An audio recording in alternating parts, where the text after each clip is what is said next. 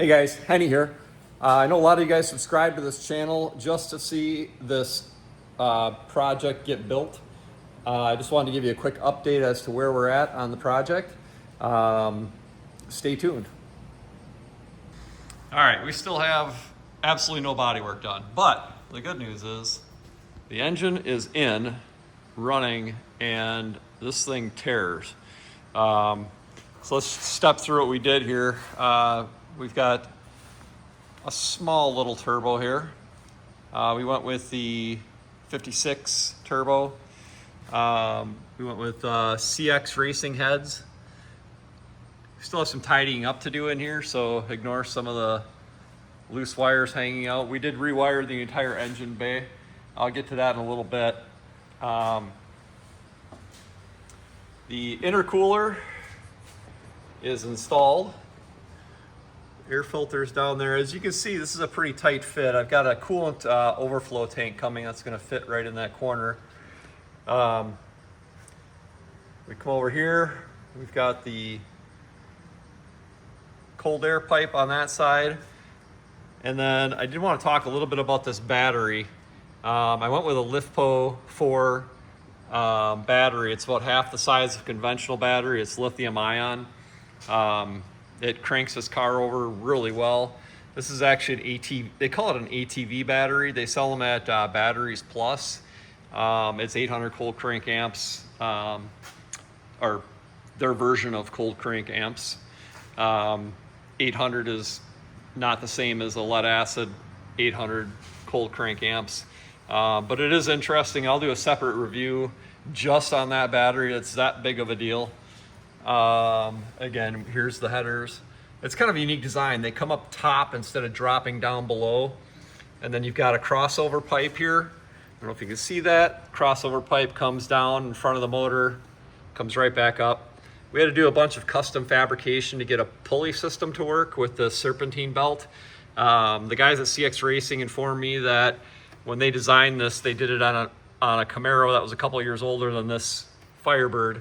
And the alternators on the opposite side, air conditioning's over here, alternators over here. So for them, they had more clearance on this side of the engine to work with. So I had to fabricate this bracket and do some other fun shenanigans to get it working.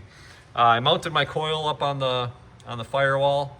We went with a external mass air or MAP sensor, manifold air pressure sensor. And we went with the Holley Terminator X ECU. The factory ECU, I was being told time and time again, we could program it, we could, log, do some things, but in the end, it just became such a headache to work with the older technology. It's night and day. So anyways, intercooler is right there underneath, right in front of the radiator. I did have to swap out the fans. The factory fans would not fit in this application, so I went with those guys there, some slim profile fans, and they are controlled by the ECU. I've got them set to turn on fairly early, and then I'm also going to add the relay that's in here is just a standard relay for the fans, and the relay is controlled by the ECU. So nothing really special there, but I am going to get a time delay ECU or a time delay relay so that the fans will stay on for a minute or two after the vehicle shuts down. Go ahead and put this thing up in the air and show you the exhaust system. Again, those of you that subscribe to find out what we're doing with this car, I really appreciate it. We're trying to get to the magic 500 subscribers and trying to bring you really high quality content. So the other things we changed on this engine, we did go with some bigger injectors. These are 34-pound injectors. They're new, but they're intended for a Volvo.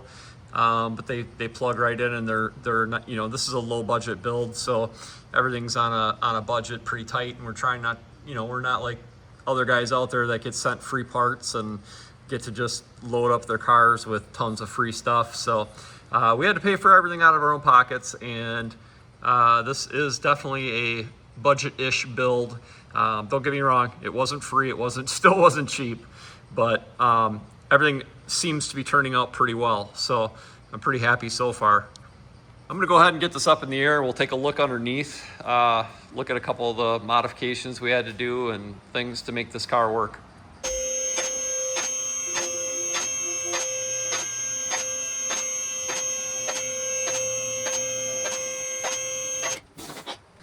All right, so underneath the car, you get a little better view of the intercooler. So I fabricated some brackets here to hold the bottom of the intercooler. Really just kind of lucky with how well this fit in here. So there's our in and out back up to the top. Kind of show you some of the things we did. We did replace a lot of components in the steering. We replaced all the tie rod ends, the pitman arm, things like that. All the suspension is new. The coils, the sway bar end links, brakes are all new. This had a pretty good braking system on it from the factory, so we just replaced it with the factory components. Starter's new. This is interesting. So all the lines are new too, for brake lines, things like that. So kind of interesting notes here. This CX Racing, the exhaust pipe that comes down, fit really well. Really impressed with that fit. That's a 3-inch pipe. We came back along the side, and then try not to laugh at my welding. It was really pretty until I smoked it, and then I saw the leaks, and I had to go back over some of my welds and fix them up. So yeah, they're ugly, but whatever, they work. This is not going to be a museum car. This is going to be a driver. This is something that I wanted to own and drive, not just look at and polish. So the underside of the car is pretty clean. There's a little bit of surface rust going on here. Floor pans were replaced. I cut some of those out. The only reason the floor pans had issues was there was some leakage in the T-tops, and so it sat for a while. There was water pooled up in underneath the seats, so those had to be cut out and redone. Going back to the back here, suspension's all new in the back as well. New, obviously all the brakes are brand new, everything's new there. I really wanted a SpinTech muffler. I just love the way they sound and the way they look. But they are very expensive, and again, this is a budget build. I just couldn't justify the price of the SpinTechs. I ended up with a Jegs, off of Jegs website. Actually, their logo might be right there. They're 3-inch, I don't want to call it a SpinTech ripoff, but it's very, very similar to a SpinTech. It sounds amazing. So we'll get you some footage of this thing running here in a little bit.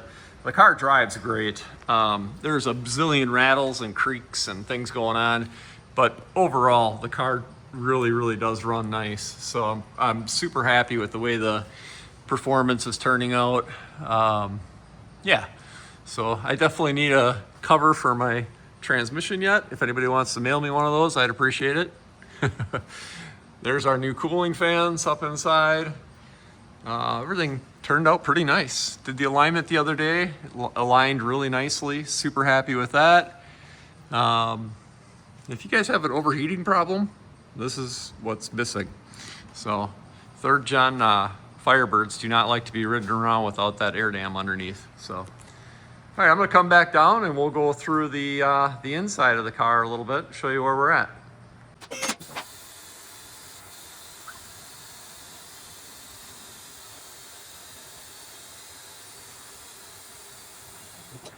All right, so this car came with the tan interior. The tan cloth is pretty decent. I like it. I don't love it. I like the gray better, but this was the car I bought, so it is what it is. I did a color change on the door panels. I'm gonna open the other side actually first, then we'll come over to the driver's side. I did a color change on the door panels. I dyed the door panels to be a 2-tone color. I really like how they turned out. The interior on the driver's side is pretty much put together. So you guys can kind of see here where this color is here, this orangey brown color. That's what this all was that orangey brown color. Yeah, I know it's dirty. The radio is temporarily in place. That's not the stereo that's going to be in there permanently. That is just a throw-in. I'm not even sure what that's out of, but it's not the correct radio. I'm trying to find one that has the wireless controls that go to the steering wheel. I'd really like it to have the correct electronics in it. That'd be kind of cool. The color of the carpeting was brown. I changed it to black carpeting. We put new carpeting in here. I know it needs a vacuum. Dashboard's in good shape. That did not get replaced, but we did take the dashboard all off. We took all the interior out. The whole car was gutted. I'm waiting for my new headliner to come in, the T-top headliner from Acme. We replaced all the speakers. We replaced a ton of wiring in this car. I've got the new ECU, the new Holley Terminator X ECU is up underneath the kick panel where the original one was.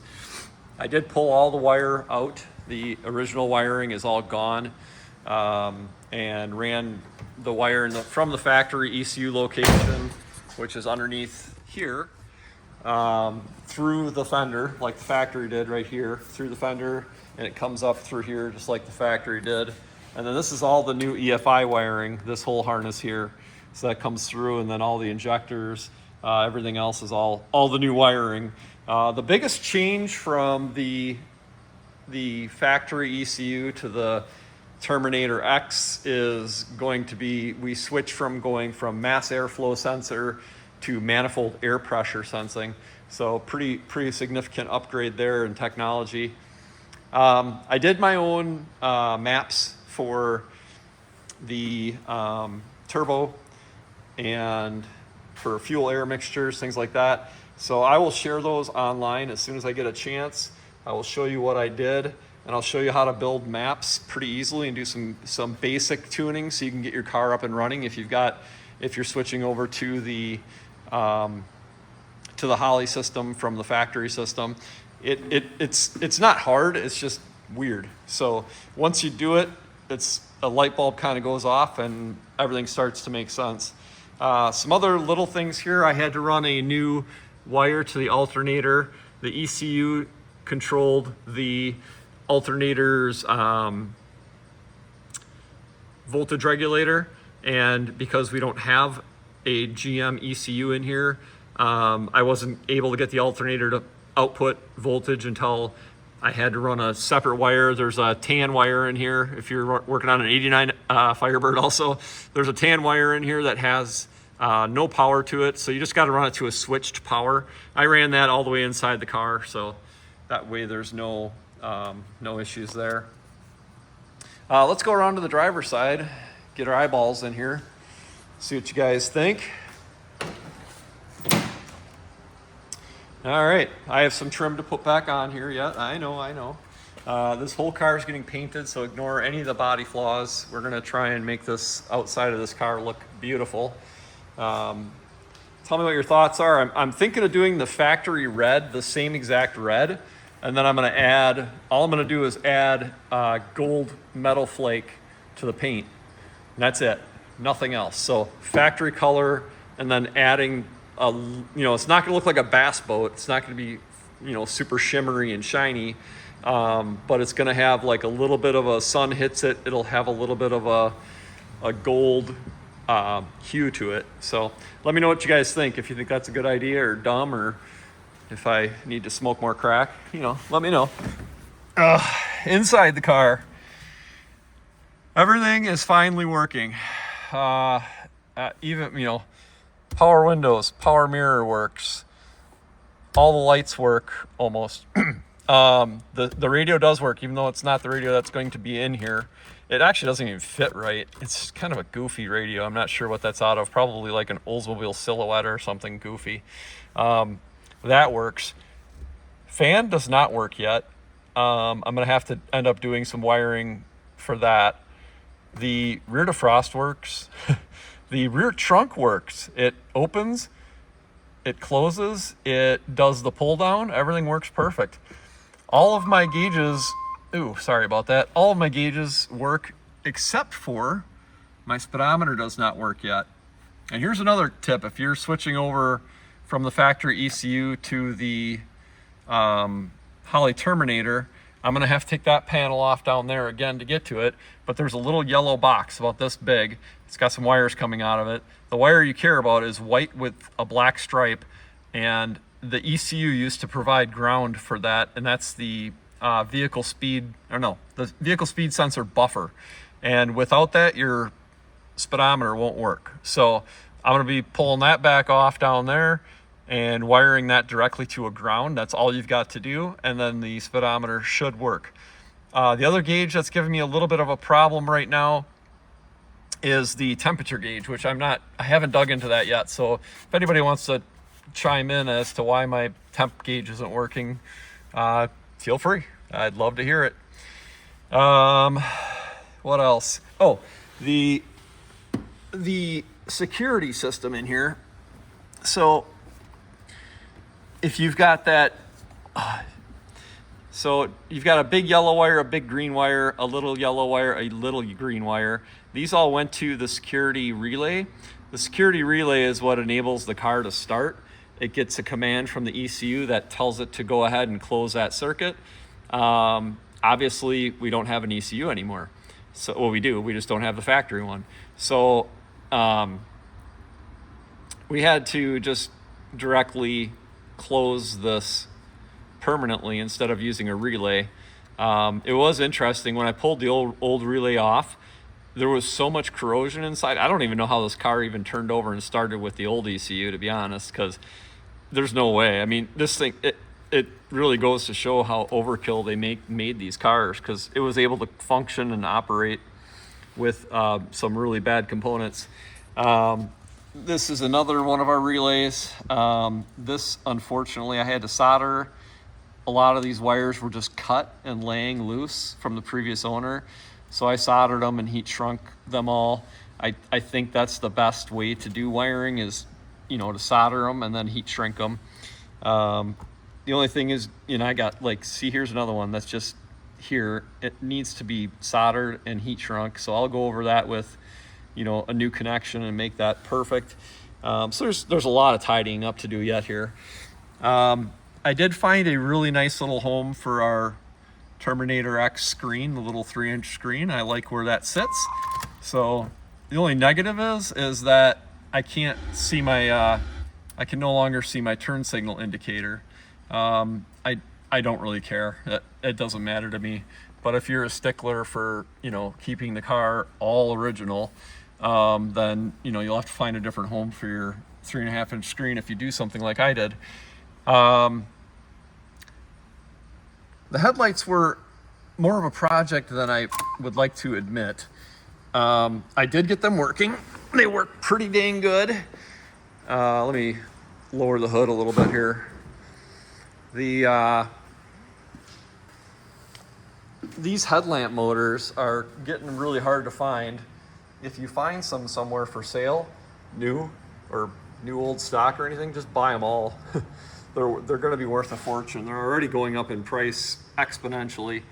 When I bought mine a year ago, these motors, they were $80 each, and I think they're commanding over $300 now for brand new headlight motors.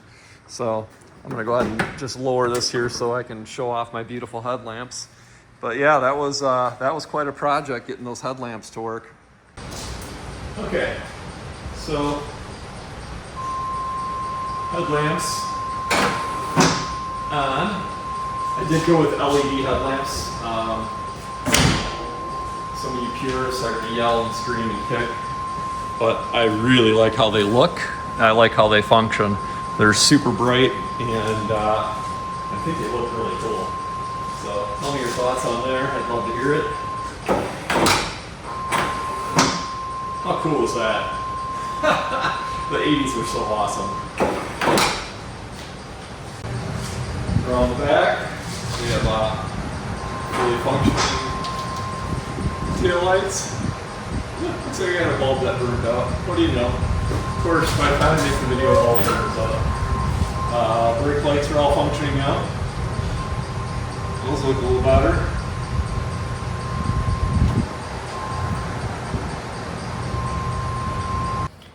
So that's it for the GTA update.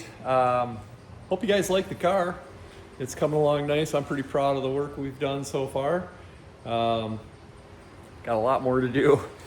So what's next? Well, we got an oil leak, a big one, and I'm trying to figure out where it's coming from.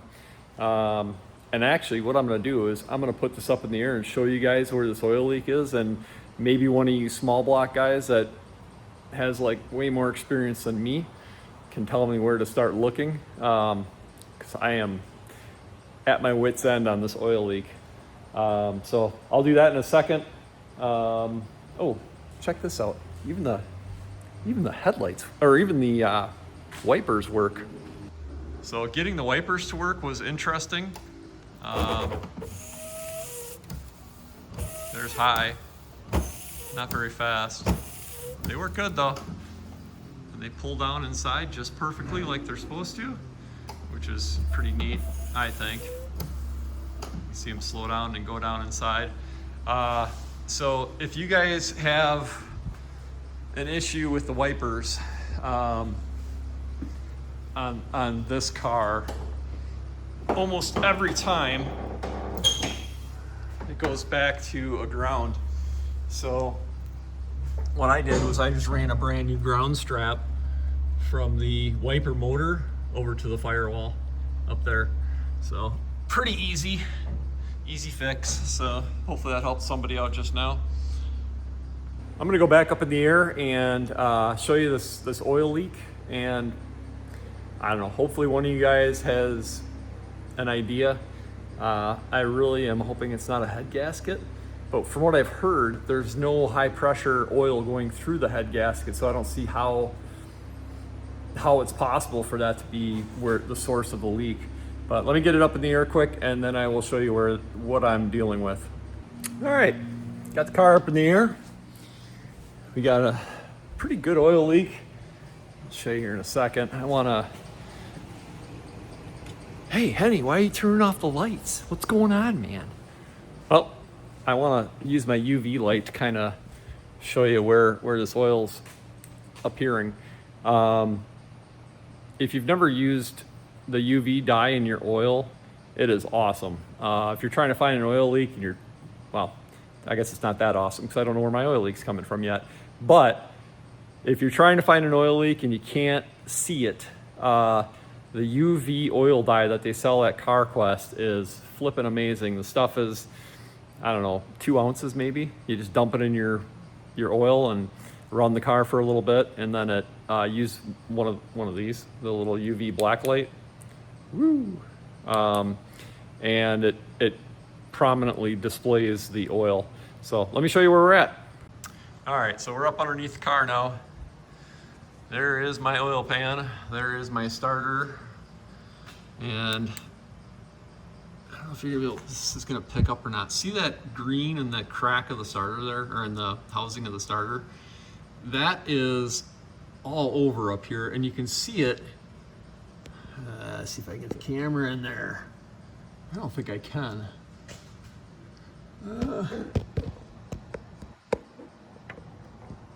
Well, you really can't see it, but it's traveling right down the edge of the head here and dripping down onto the starter. So I don't know if there's an oil, here you can see a lot of oil right there where it really lit up. I don't know if there's if there is a oil galley plug up there that's leaking, or what that is. So I don't know if any of you guys have any suggestions. I'm all ears. I am really at my wit's end on this one, so if you wouldn't mind throwing a comment down there on, I don't care how silly your idea sounds, I'm willing to hear it out. So anyways, appreciate it. All right, so this is what you guys are probably waiting for. We are gonna fire up the Firebird and give you a listen.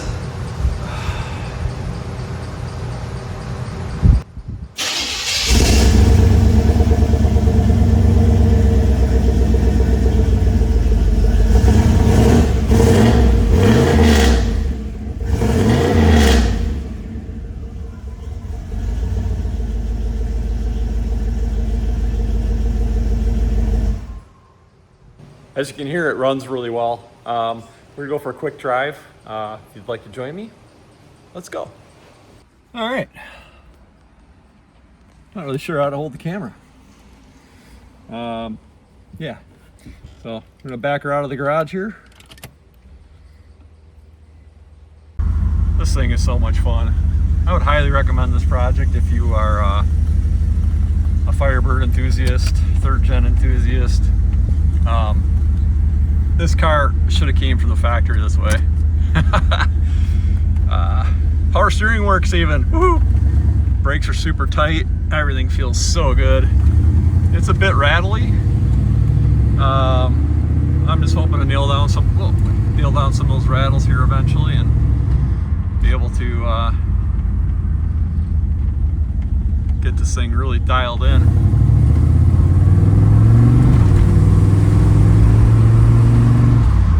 The transmission is the stock 700 R4.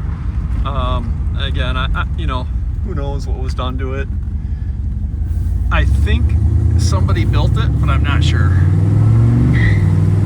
You hear second gear there, gets a nice squawk. This has a 9-bolt posi in the back. This is one of my favorite rear axles that General Motors made. It's the Australian version of the 10-bolt, and it's so cool the way it sets up posi with the cones and everything, and it still corners really nice. Highly recommend sticking with that 9-bolt. If you're worried about putting 500-600 horsepower into a 9-bolt, I know some people are, just stick with your factory tire size. I mean, that'll be fine. It'll let loose when it needs to and not break anything. If you put racing slicks on here with 500-600 horsepower, you're probably gonna blow a rear end out or something like that. So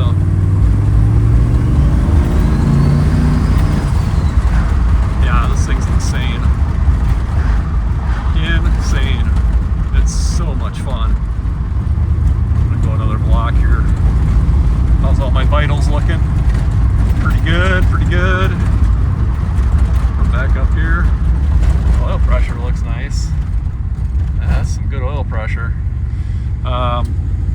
So yeah, I'm not sure where that leak is coming from, but it's not causing me any loss of pressure, so part of me just doesn't care all that much at the moment, but obviously it's got to get fixed. Woo! Yeah, she's fast. The blow-off valve is working nicely. Sweet. So we'll go back to the shop here and we'll call it a day. But thanks a lot for watching, everybody. I really appreciate it. If you want to see more on this car as we finish up this build, click the subscribe button and you'll get notified when I do an update. I'll make sure to catalog this as the Firebird build, so you're not watching other videos that I do and things you might not be interested in. So hit the like, hit the subscribe, leave me some comments. Thanks guys, appreciate it all. Bye.